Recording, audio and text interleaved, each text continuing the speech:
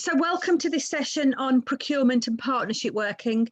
I guess we've seen in the last few months, and I think it's going to be a continued theme as we go through 2021, that partnership working and collaboration have become more important than ever as we're all working together to get through situations, to support each other and to support our communities. So I guess this is a well-timed webinar to start the year. We're all trying to work much more together in a socially distant kind of way, I guess. And I'm delighted that we've got a great panel for you today. So we're going to hear first from Yvonne McBride, who's manager at the Partnership for Procurement programme.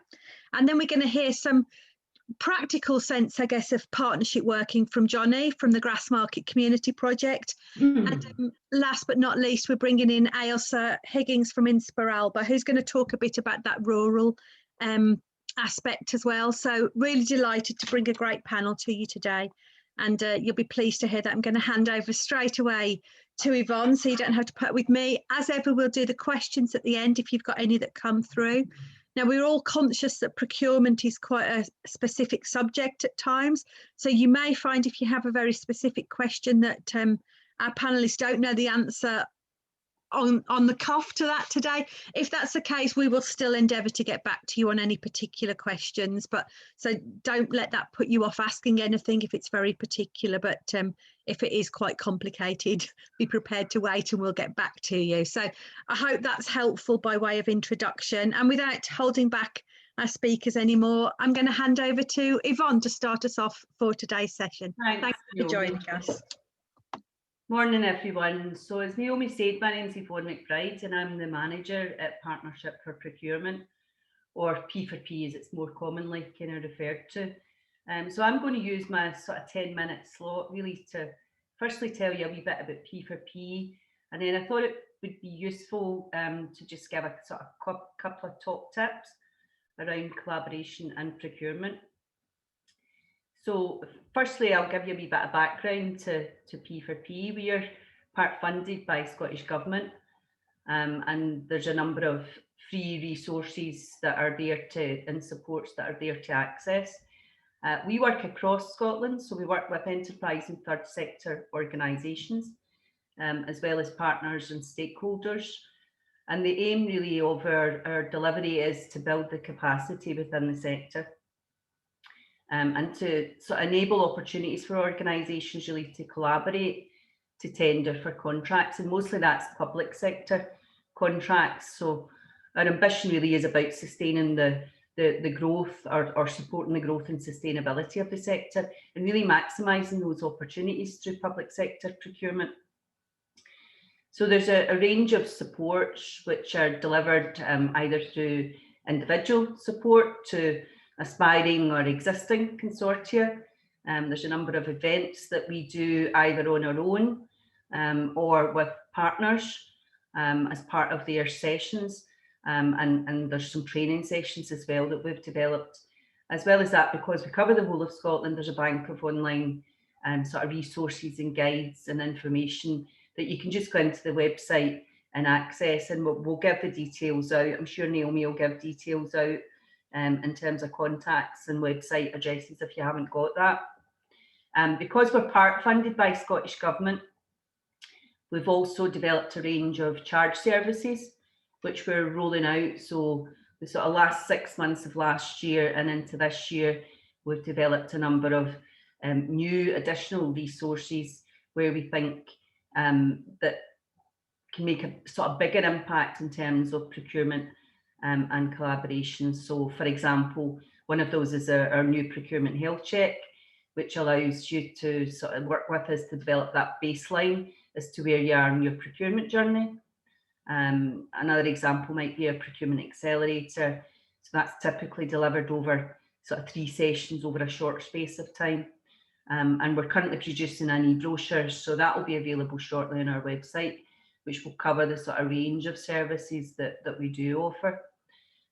Since we started, so we came in to play around mid-2017, and we've supported over 40 consortia and helped bring in the region of sort of £8 million through tendering to the sector. So those organisations, by getting into that sort of collaborative mindset and by recognising that tendering is an opportunity for them, and being able to bid in for contracts to deliver that sort of wider range of services, potentially across a wider geographical area, and hopefully bringing a profit to their organisation, was something that they saw as worthwhile and wanted to do.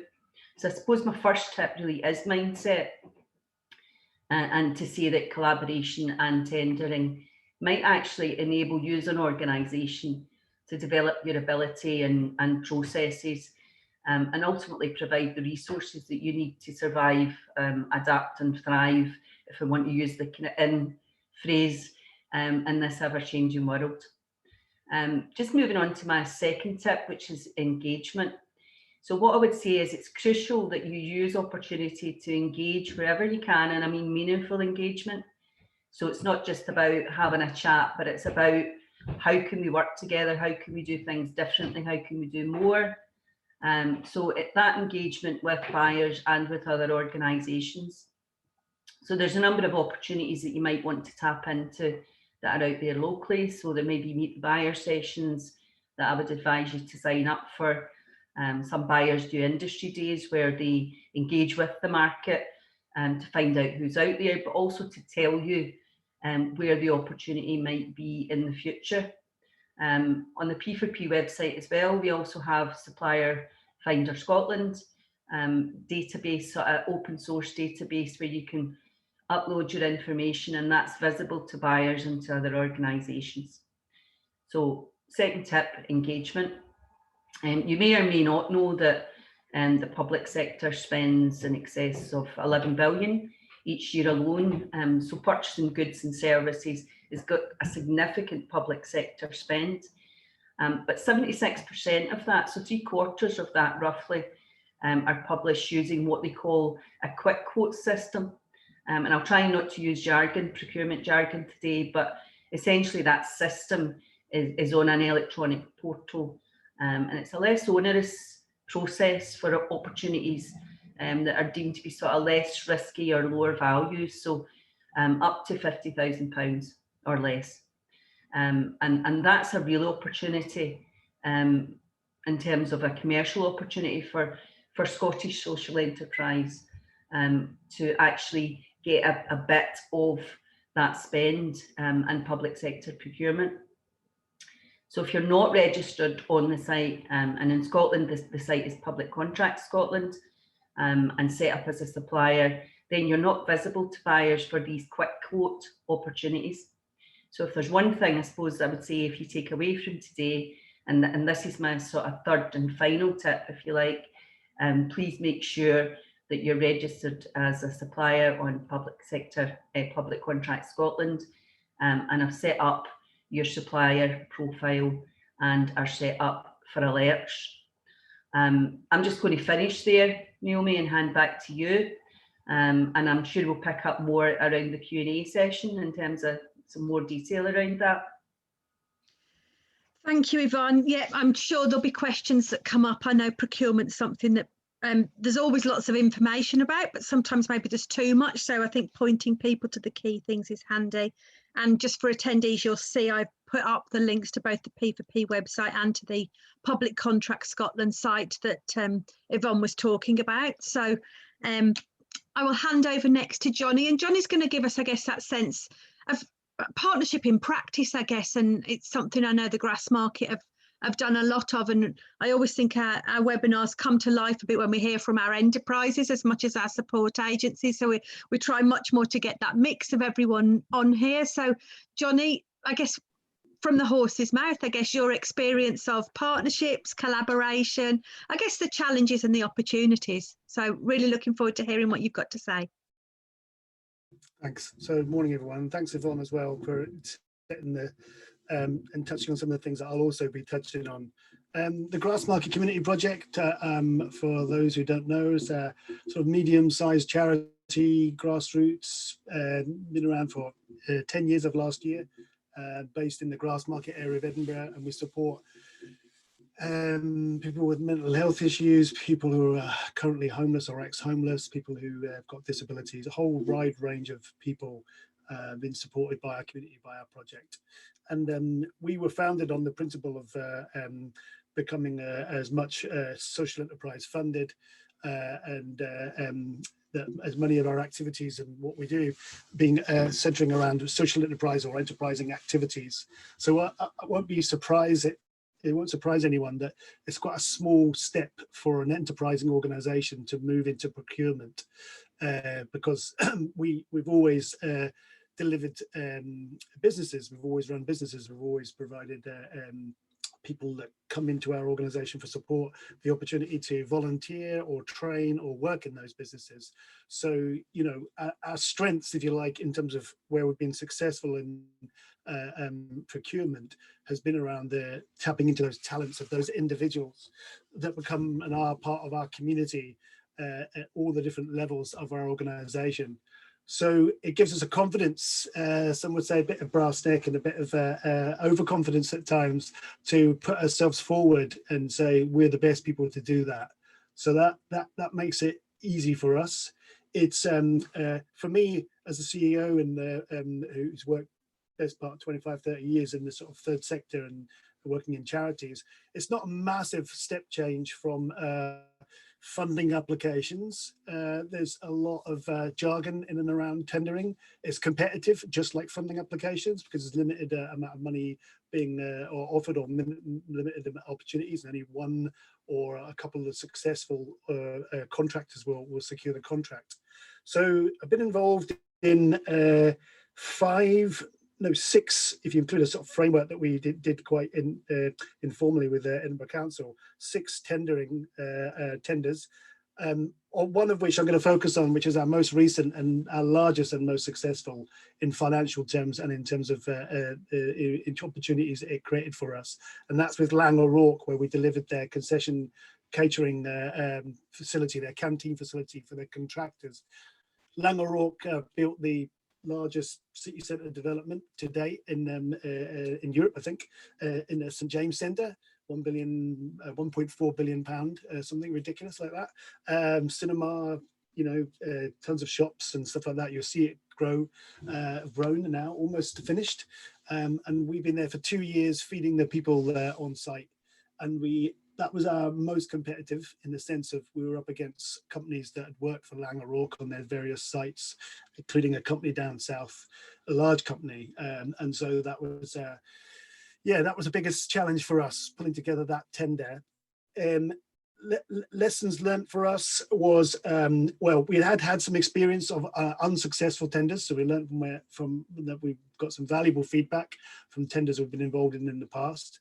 Massive tip would be to make sure that you have capacity. So we're very clear as to whether we could do this, and that's not quite as straightforward as it sounds. But you really got to look internally at your everything, including your own board, and are they ready to take on new challenges in terms of additional staff and structures and all sorts of stuff. So you've got to make sure that you've got the right level of expertise within your organisation. We're really lucky. At the Grassmarket Community Project, we've got the former head of Edinburgh Zoo's catering, Helena, from the Broomhouse, on our board, and she brings a lot of experience and expertise at tenders and social enterprise in catering. So we're really lucky to have her, and Catherine on our team as well, on our senior management team. So we had the right people in there to head up that tender. And I think the other sort of top tip is to make sure that you're tapping into quite a wide range of support that's out there. That P4P, for example, not just singing Yvonne's praises because she's here, but they're a good source of support, especially if you're looking at collaboration, which we are with another organisation, Edinburgh Remakery, at the moment. P4P got a lot of expertise there around formulating MOUs and contracts and stuff between organisations, so you can build the capacity of a tender. Edinburgh Social Enterprise work in their local network, been a huge support to the Grassmarket through that process. I think that's one of the main things for us, is also peer-to-peer support. So we weren't afraid to talk to other organisations such as Social Bite that had done concessions and stuff, and just reach out to them and run things by them and say, well, you know, can you help us with this? And we're really lucky that all these different organisations supported us in that process. I think the other top tip, which has been very challenging for us in terms of that delivery, is overnight scale. So we increased the size of our organisation by 25% roughly, took on 9 new staff, and developed an apprenticeship scheme as well, all at the same time. It was a lot of activity, and it was a very short space of time, largely because of the way the tender was, the process of the tender itself. It was about 6 weeks, and we had to keep people on annual leave, and it was pretty stressful. That's unusual. It's not always as quick as that, but I'm sure Yvonne could tell you that sometimes it is. But it was a very, very short space of time from the point that we heard about the tender to the point that we were actually starting the service. Was a very short space of time. So everybody had to be on board, and everybody had to be putting in the additional time and effort, and we had to learn quickly. The other thing for us around that was about recruitment in a short space of time. That was difficult, but again, we were able to lean on different partners that we'd worked with before. We were able to stretch some of our existing staff's hours out and stuff as much as we possibly could to make that happen. My other sort of tip, if you like, which was part of our journey with that particular tender, was about being really careful about your costings and the way that a lot of tenders, I think particularly in the area of catering, are focus a lot on price, and they focus a lot on these very narrow margins, and that can be very intimidating for a small or medium-sized social enterprise such as ourselves, because you're putting yourself and your organisation at risk anyway.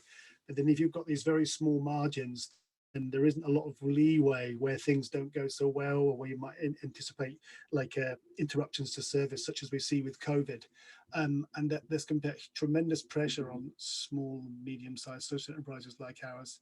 So it's really important that you have that conversation when you're at that kind of tendering stage, to make sure that you're making allowances for to mitigate against risks, and you're not pricing yourselves out. And you're better off not going into that world if you're not really confident that you can mitigate against things not going so well. So it's really, really important you spend as much time as possible on that, working out a strategy for when things don't go so well. So that might be just building in a substantial contingency pot of money that's built into the way you're priced up for the work, or it might be having building that into the contract, that there's some sort of clauses or ways of navigating if things don't go so well. I just think that's easily overlooked when you're excited about the prospect of building your capacity and delivering a service, and like in our case, creating employment.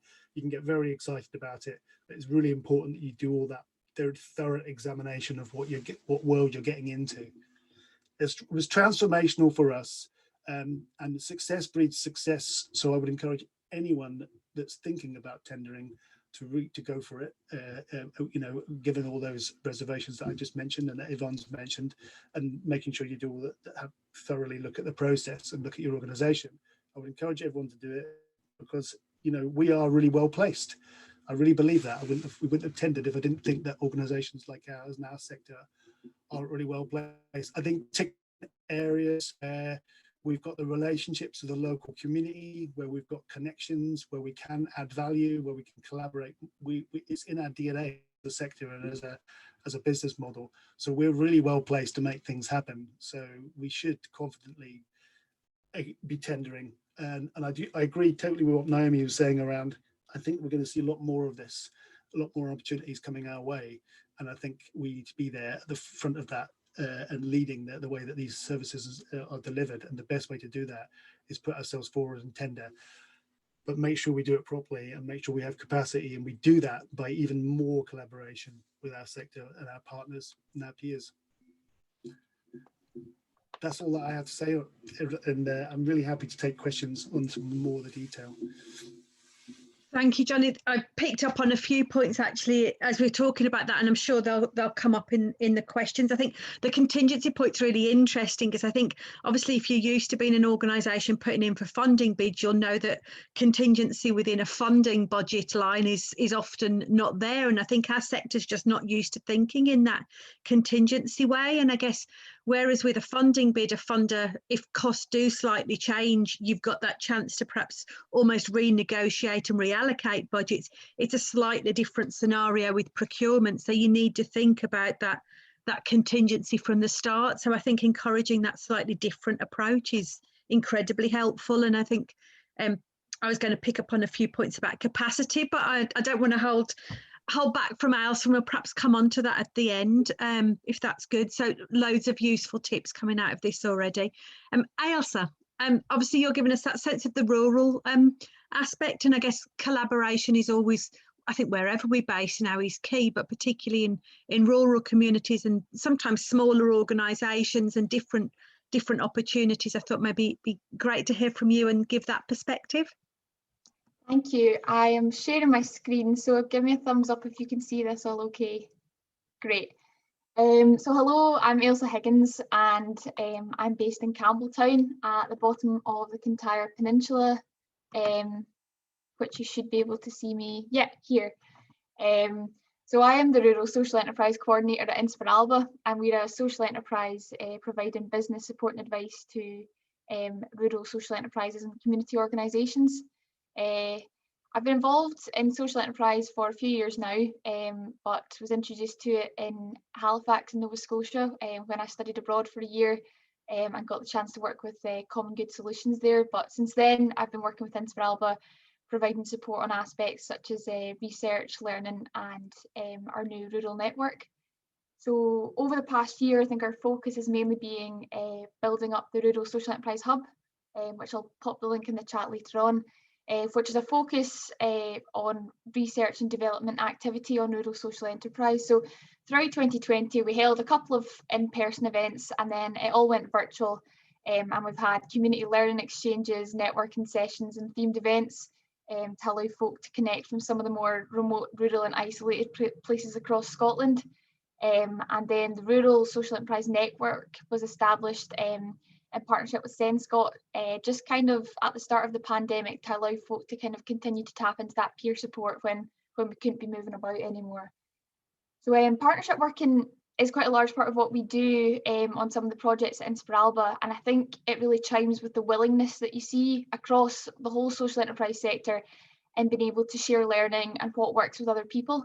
But I'm going to bring across the rural perspective today and just offer some reflections on what it's like in more remote and rural places where the market conditions and conditions for success are quite different. So as the social enterprise census data has shown us over the past few years, there's a growing prevalence of social enterprises in remote and rural regions. While urban areas are home to the majority of social enterprises, rural communities show the fastest growth and highest density, and are overrepresented with only 6% of the population, but 21% of social enterprises. Much of this is to do with the role of market failure, which leaves gaps in the provision of essential services, meaning that community often has to step in and be the provider. So across Scotland, we've got a long-standing tradition of communities coming together to take action and meet these needs and opportunities. So this has created a wealth of examples of communities and social enterprises providing services, including Campbelltown Cinema, sadly closed now due to the pandemic, but we've been catching up on all the Harry Potters recently. We've got older people's services, swimming pools, childcare, and the list goes on. But in light of the pandemic, and I think the way that we've seen lots of locally connected and embedded social enterprises be some of the first, the most agile and resourceful in responding to community needs, it's no wonder that there's quite a growing motivation to do business with third sector organisations. Scotland's obviously one of the world leaders in social procurement, and public and commercial sectors organisations are looking more and more to buy goods and services, particularly as companies take on commitments to sustainability and delivering more social and environmental impact. However, there sometimes does appear to be a bit of a knowledge gap in public bodies' understandings of what social enterprise can offer, and sometimes a reluctance to engage with communities to capture what the best outcome would look like for people locally. Equally, there can be a lack of capacity, confidence or skill in the third sector, which restricts social enterprises from bidding. And I think in the rural context, one of the things that we would want to talk about is size. While the age of your average rural social enterprise is a wee bit older than an urban counterpart, the size tends to be a lot smaller, limiting capacity and resources. So this limits the time that staff or volunteers have available to bid for maybe lengthy or complex to understand bids, and it's equally the same with funding applications. There are other significant challenges to being a service provider in rural areas where we've got a really low population density, a high spread and a challenging physical environment as well. I'd highlight that social procurement works well when it recognises that there are additional challenges to operating in a rural context. And I think it's really important that public bodies acknowledge that sometimes the alternative model is often the best fit for a rural context, where the social enterprise solutions create added value for the rural economy, tie into community wealth building and support the sustainability and livability of rural communities too. So, is there a need to rural-proof social procurement? I think so, yes. I'm sure other folk would agree. We're already putting in place policy to island-proof places to make sure that island communities aren't negatively impacted by policy that works elsewhere and that recognises kind of distinct features of rural places. And there's also work being done on rural proofing more generally on aspects such as housing. I think I'll move to just talk a bit more about partnership working. So I mentioned that the census data shows us that social enterprises are on average in rural Scotland a bit smaller and a bit lighter in resources. So in this context, partnership working recognises some of the key characteristics and can be really useful to allow lots of smaller micro enterprises to come together and collectively bid for contracts. Working in partnership can create lots of new ideas and approaches and tap into the strengths and resources of each organisation, allowing you to pool your resources, extend capacity and reduce expenses. So one of the examples that we have from here in Argyll is Restyle Argyll, a partnership that operates between Oban, Islay, Bute and Kintyre, and has created a reuse hub allowing second-hand goods to be sourced from different places and given people in isolated communities more access to goods being sold second-hand and reducing waste. And then there's added social impact from the employment and training opportunities through this as well. Partnerships though in the rural context aren't just all in rural places. You know, one of the probably most well-known examples would be Just Enterprise programme, where you have the Scottish Government centrally based as a financial funder, and they work with local delivery organisations based across the Highlands and Islands to tap into organisations that have got locally based knowledge and an understanding of those Indigenous, the Indigenous context and what allows social enterprises to thrive there. So the outcome of that being that the partnership has had a really strong national impact, which wouldn't have occurred from folk working in silo previously. So this is my own experience of working in partnership, and this was on the Village Social Enterprise Network project, which is an Erasmus project that we work on at InspirAlba in partnership with I think 5 academic institutions from Estonia, Finland, Romania, Germany, and maybe I'm missing one, but it might come to me later. And this has been to support rural development through social enterprise, and we've developed a suite of learning resources, including one on partnership working.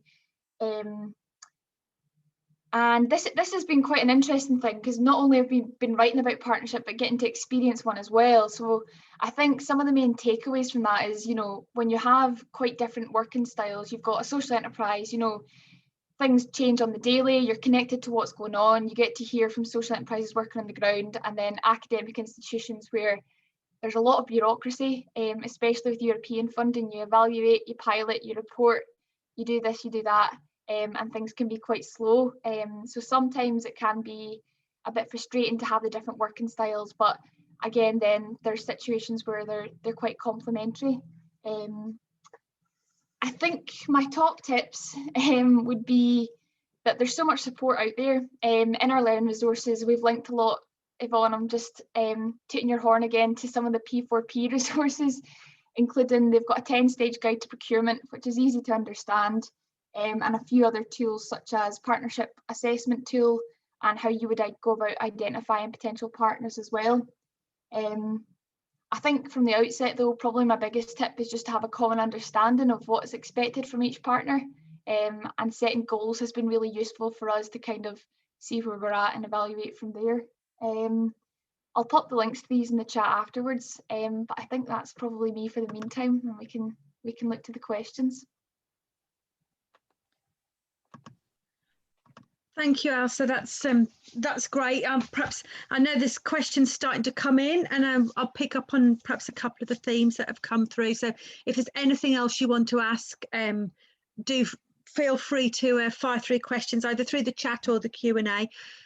Jonny, I was just going to come back about kind of capacity. I think is one of the things you mentioned, I guess, in terms of, I think you talked about particularly the challenge of being awarded the contract, then suddenly going into delivery. And generally speaking, most social enterprises we know are fairly tight on resources. And it's interesting, I was thinking back to my own experience more years ago than I care to admit, when an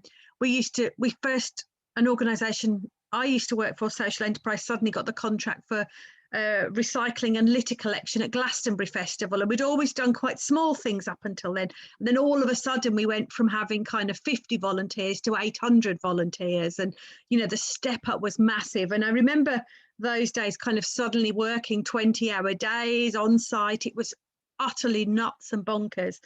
And I wondered if you got any tips for how you talked about even maybe increasing your own staff hours a little bit at that point to get over curves. What would be your tips to organisations that I guess are just moving in at that point when they're almost having to go slightly beyond their existing capacity, but they're trying to build, because it's such a critical time for many organisations? Yeah, I think it comes down again to making sure you've got the right people in your team. So Catherine is very good on operations and systems. Catherine was the SMT that kind of led that tender, and also had experience of tenders before, but unfortunately she was on holiday for a short period. But yeah, I think it's just I don't know if it's much of a recommendation or advice, but it is just being aware that is going to happen exactly as you described.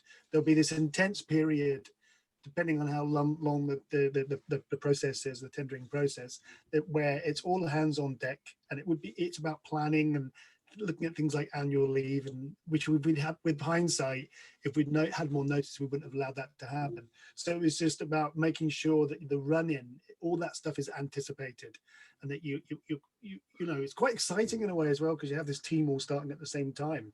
So we did this mass recruitment with 9 staff all on board, and they all went through their training together and setting up the facility and stuff. That was all very exciting. So yeah, but it was just a case of all hands on deck. And again, where we're lucky as a sector, we can draw on volunteers. We had a lot of volunteers and pro bono support from partners and people just asking, around for people to, get all hands on deck and get involved, roll up your sleeves. And not the commercial sector can't always guarantee that effort, but we could get. So we are a can-do organisation, and sometimes that means that we do punch slightly ahead of ourselves and then catch up. And it gets easier. We secured a tender after that for Meadowbank Stadium. So, as I was saying, success breeds a success. Once the word gets out that you're successfully delivering a tender, then other organisations say, "Oh, have you heard about this? Apply for this or go for this," and it's much easier then the second or third time because you've gone through it.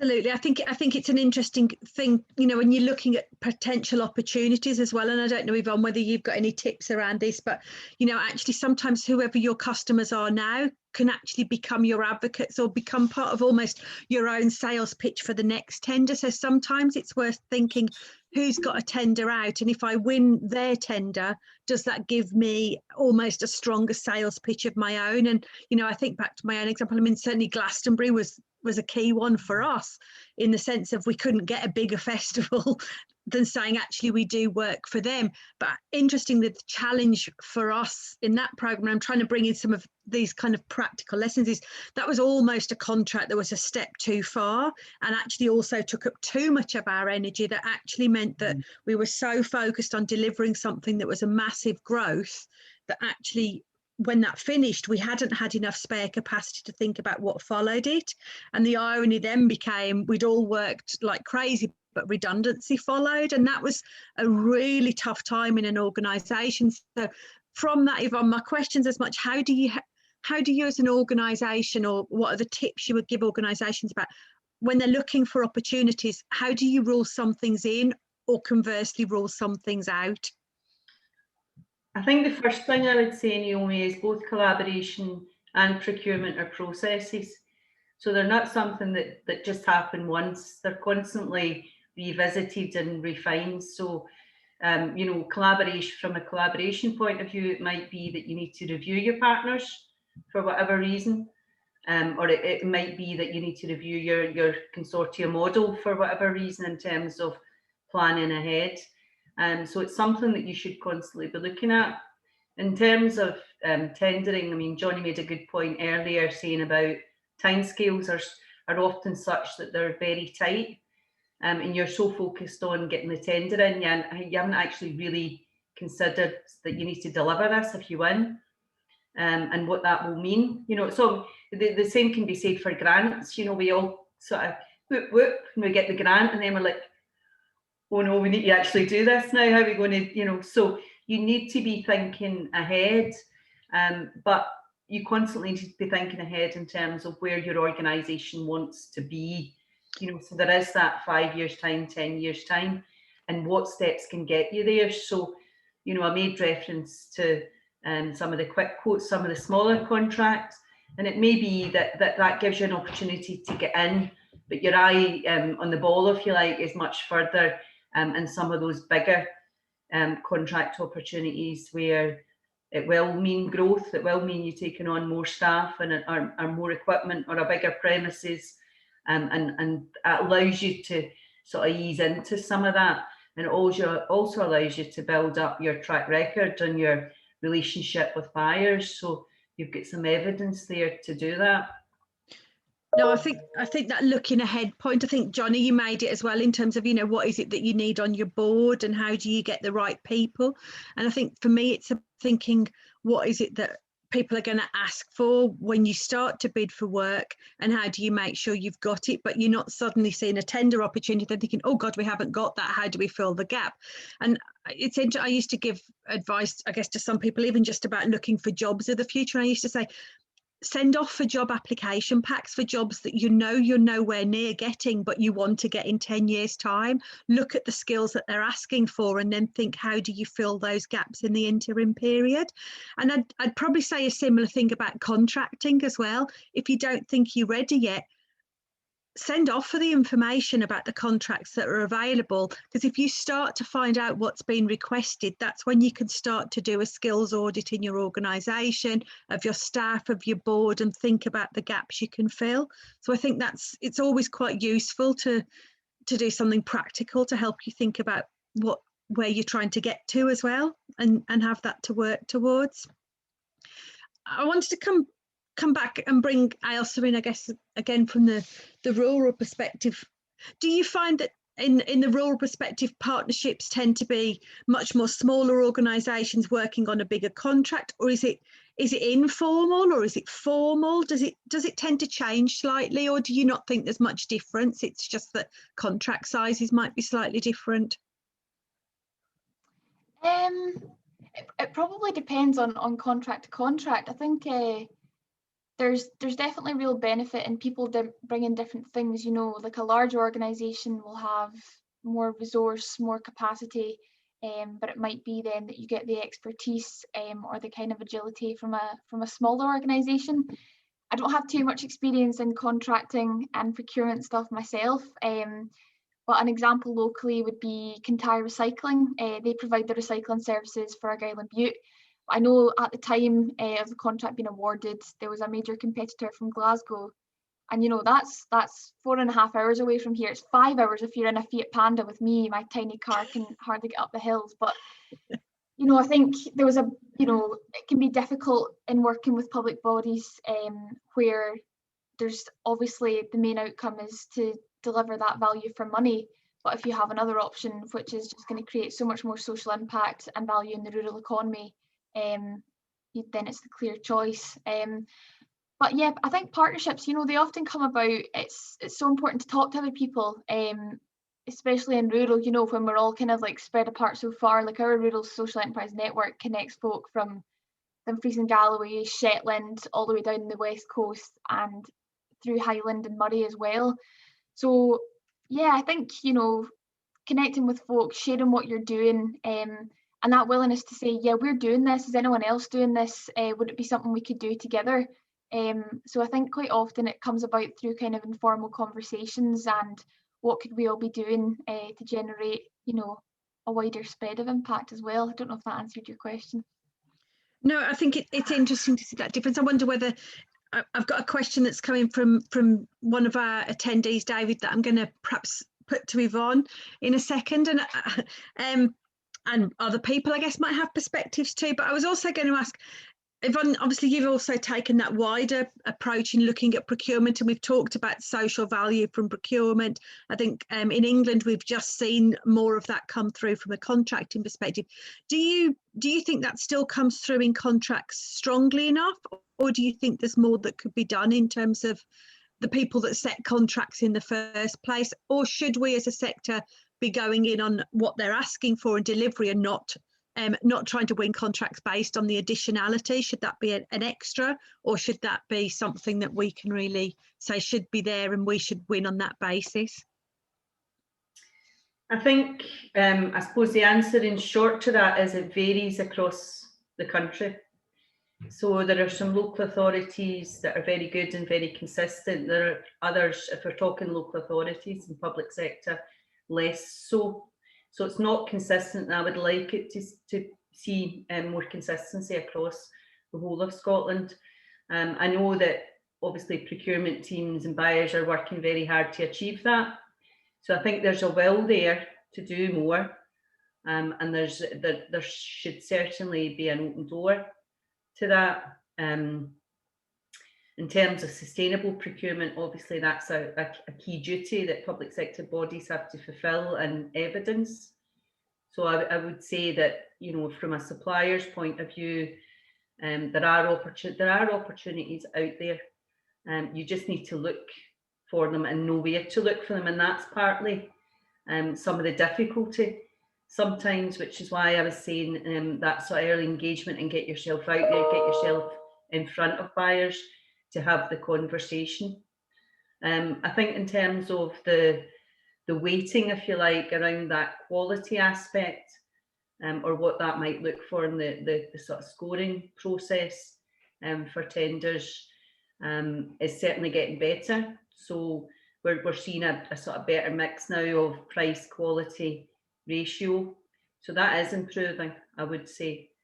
And we're also seeing an increase in community benefits being scored, which is also helpful to the sector bidding in. So it's a kind of mixed bag, Naomi. Mm-hmm. So there's still work to do, but there's a lot of good practice out there.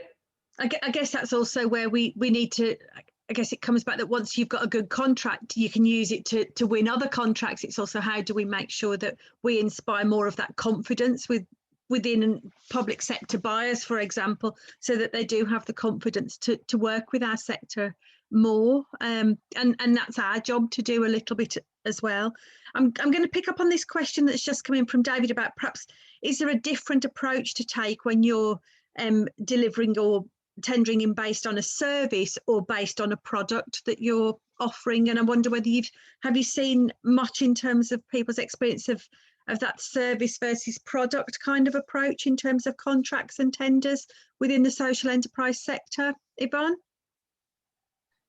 I think the first thing to say from P4P's point of view, it is mostly services that our organisations that we work with are delivering. So less so products. I think the sort of principles of collaboration will be the same. So, you know, there needs to be that kind of common vision. There needs to be discussion around risks, roles, responsibilities.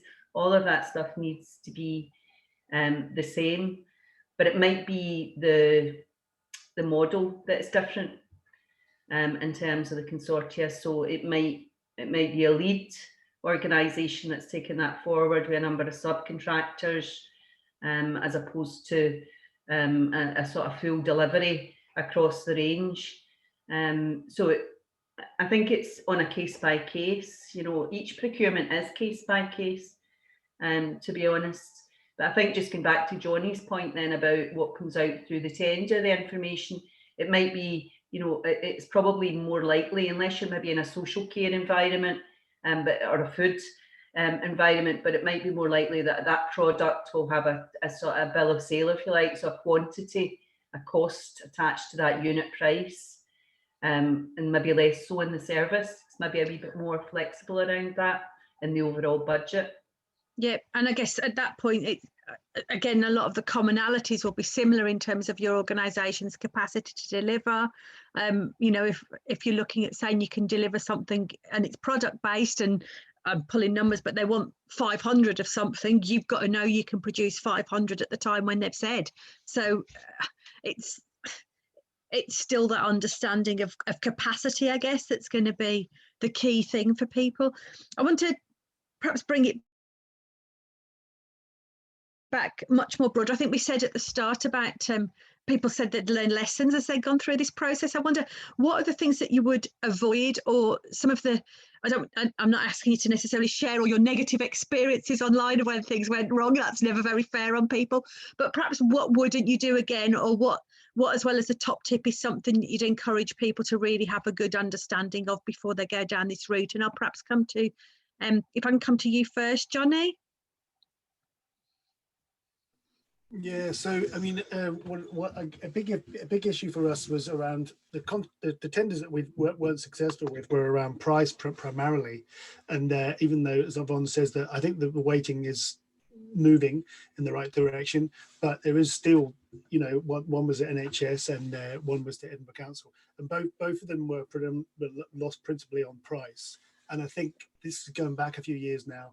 One of the heartening things is that the more public sector procurements embrace the living wage, the real living wage, and that made a huge difference to our pricing when we look. Because the beauty of contracting is, unlike funding applications, is you get a lot of feedback on other people's performance as well, depending on the process. But what was valuable in both those was you saw who won and what they won by, what they won on. And that's really useful learning as an organisation, which you can then take on board or in your future tenders, and you see the difference between you and them. I really appreciate that.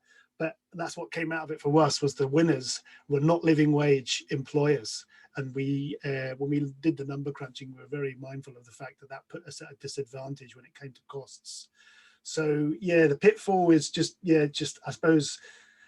Yeah, just it goes back to that thing I was saying earlier on about making sure you've got capacity, making sure you can deliver what is being asked. We were fortunate to have a good enough relationship with Lang O'Rourke to renegotiate some of the terms, partly in and around COVID, partly in and around the figures that we entered into the arrangement with. So that was really helpful. But if they hadn't, we could potentially might have had to have we would have struggled if we hadn't been able to renegotiate some of the terms of that contract.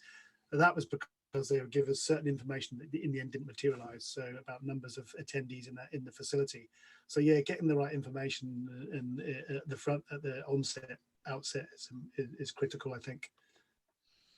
No, I think that's really helpful. And the other bit I really picked up on you saying there is, if you haven't won something, really do your research after and find out why. So make sure that you do that learning. So don't just think, oh, we haven't won it and just quickly move on and forget. Make sure that you understand why, so that you've got that lesson for the future. Yeah, it's much more transparent than some processes, and to see the numbers and see who won and how and what by is really helpful. Yeah, and take that, it's that time to reflect, isn't it? And I think it's hard when we're organisations that are quite tight on capacity, that you sometimes think, oh, well, that's done, we didn't win, it's so, and you just don't take the time. But actually that's what will help you put in or look at how you do your next contract, and will be really useful learning.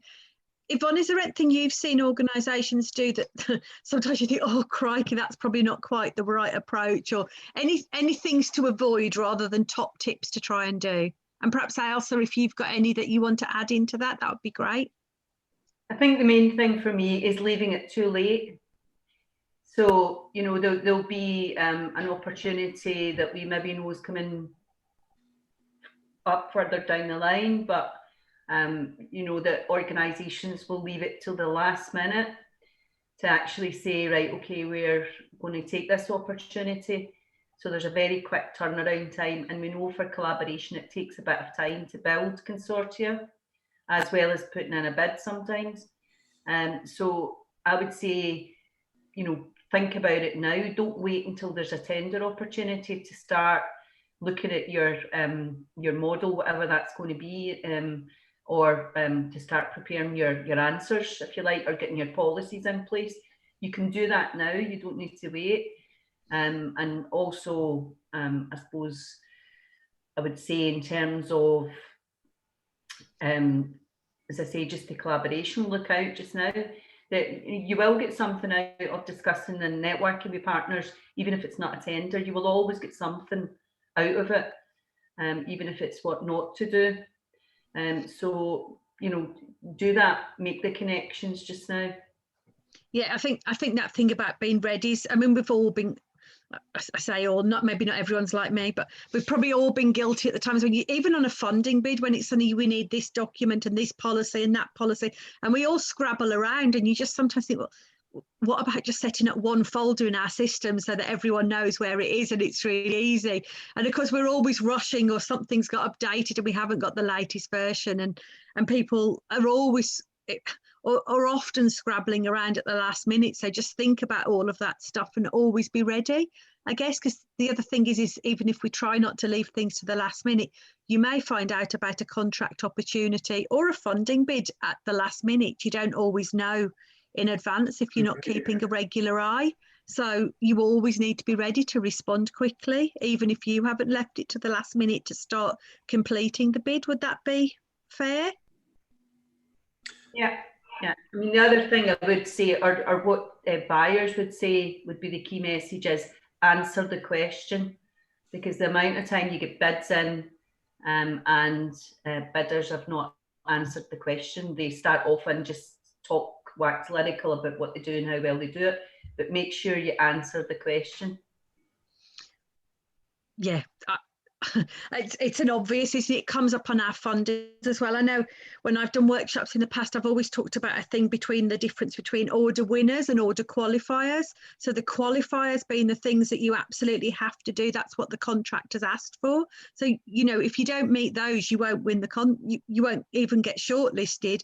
And your order winners are the things that you can say in addition, or the extras that we're able to give you. But don't ever think that what you're necessarily offering will be a substitute for what they say they want. Always deliver what they want and still offer the extras, was something I always used to say to people, because we're all guilty of it a bit sometimes, don't we? Kind of think, oh, we could do that, we don't quite do it, but we'll say we do this instead. If it's not what they want, you're wasting your time. Yeah. So it's getting that balance. Ailsa, any bits just to add in? Yeah, probably more on partnerships and procurement. But if you're looking at challenges, then I think, you know, we do a lot on learning resources and case studies, and folk are like, yeah, the good case studies are lovely, but have you got ones that are really gnarly and horrible? Because that's where the lessons are. You know, you want the bad with the good. So I think the main ones that I've kind of learned over the past nearly 3 years is just making sure that if you're in a partnership, you know, having similar values, like what Jonny was saying about living wage, similar values and approaches is really important. It just means that there's less chance of conflict further down the line, or button heads when you agree on what the common approach should be and there's no uncertainty about it.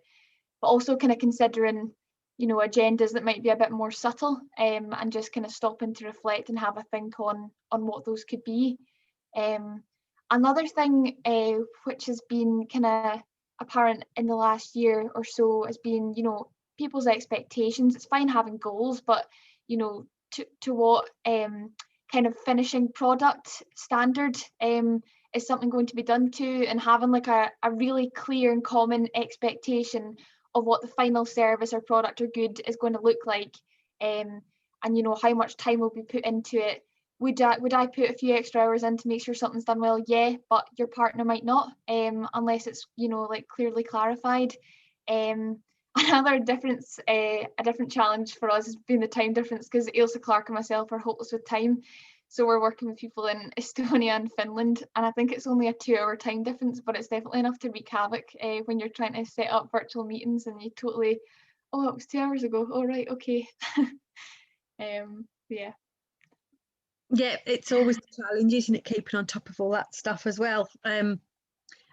Honesty, I guess, is the key one as well. I think if you're honest about where your weaknesses are with partners, they might be able to help you with some of those weaknesses, or they'll have more understanding. And it's always that balance, I think, when we're trying to sell ourselves, is we don't want to talk about the weaknesses, but actually sometimes if our partners understand what those are, they can help us through them, or we can also get a sense of where the strengths really are, and you can evaluate a partnership in a much better way, I think, if you understand what people aren't so good at. I don't know whether, Yvonne, do people seem to have that openness about sharing about weaknesses sometimes, or is it something people are still quite nervous about? Yeah, again, it varies, but we run, as part of our collaboration support, we run sort of development type workshops with those members or potential members, so that we are able to unpick where we can some of that and sort of lay it out for organisations to then, I suppose you are relying on their honesty and their contribution, but ultimately if they're committed, they will see that through. So yeah, it's mixed, but there's sort of tools and exercises that are there, and there's support there to do that. Thank you. And I'm conscious we're kind of up towards our hour, so I'm going to get people to really focus on I might do, Jonny, what's your one top tip for people that's out there?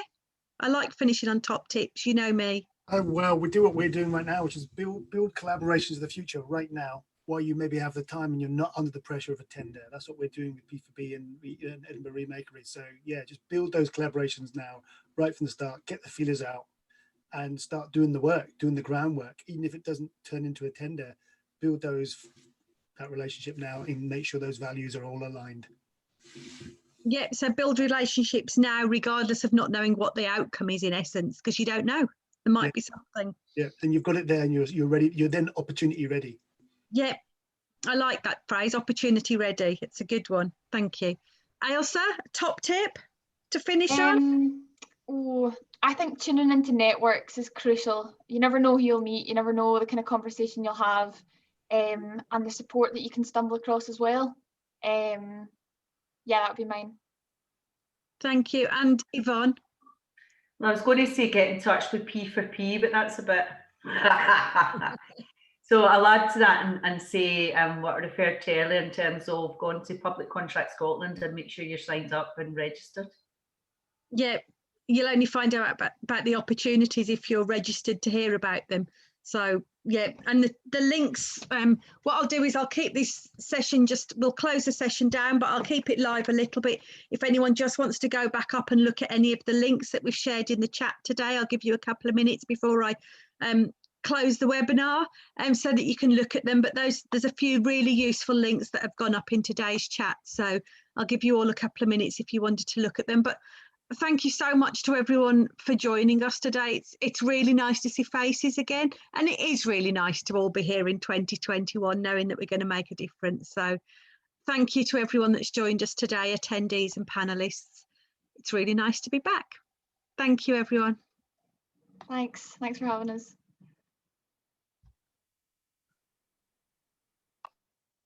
Thanks, everyone.